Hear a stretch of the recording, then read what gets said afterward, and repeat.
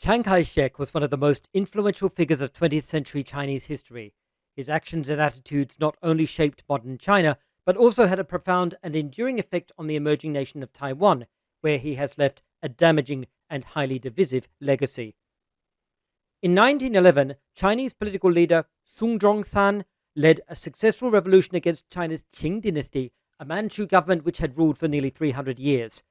One of the key components in Sun's ideology was a social Darwinist racial nationalism which argued that the Han, the largest of China's ethnic groups, were a pure race which was superior to other ethnic groups and which should govern China.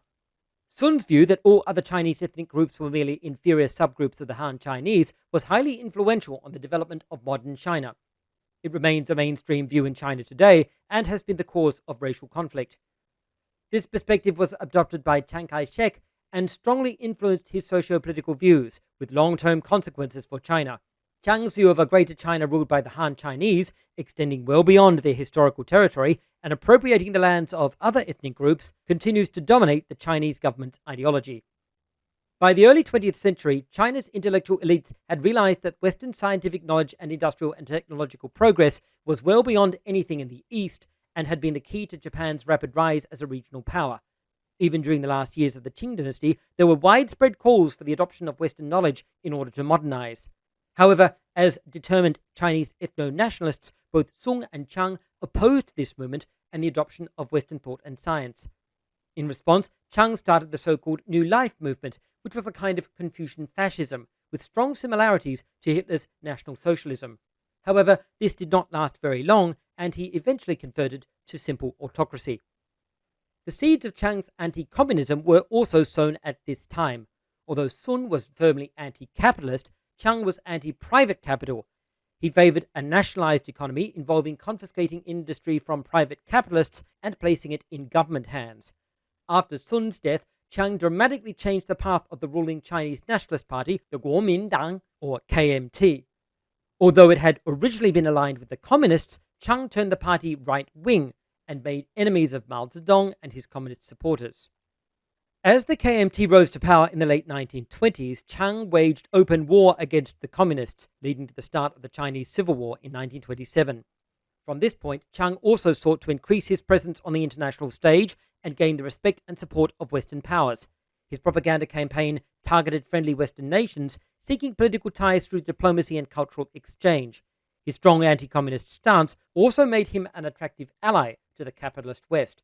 Chiang's own wife, Song Meiling, visited the US and took advantage of disaffected black and Chinese citizens, supporting their activist groups and giving the Chinese Nationalist Party the appearance of progressivism.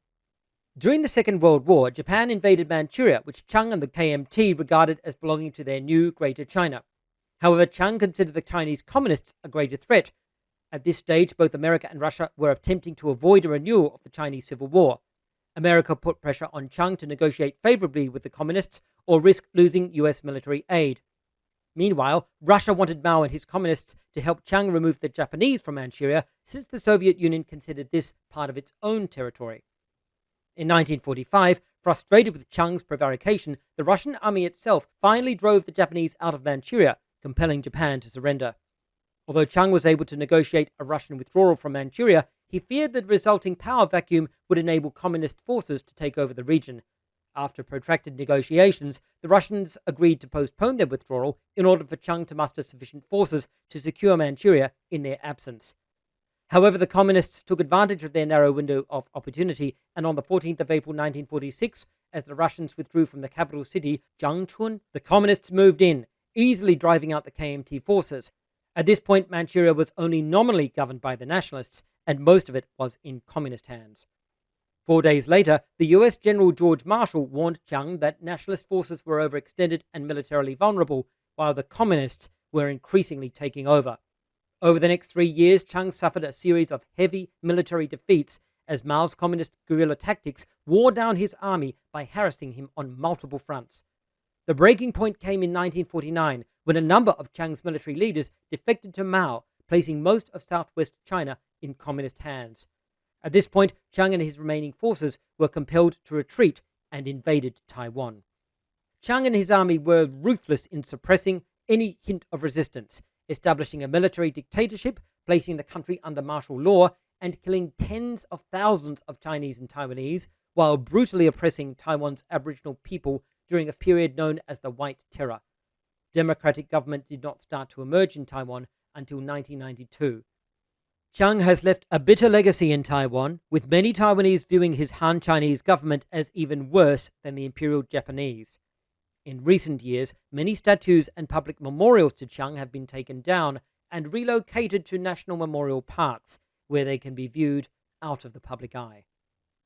Finally, I'd like to thank my generous patrons: Elias Asvig, June Barnett, Alexander Curzon, Sean A. Young, Andy Chaos, TBLTP, Niels Rethlin, Matthew Simmerall, Thomas Leonard, Martin T., Ben Lindquist, John Larkin, Love You More, Noah French, Aaron Johnson, Emily Cougar, David Johnson, Be the Heretic, Sean M., Waymore Odhi, and Dusty Bob.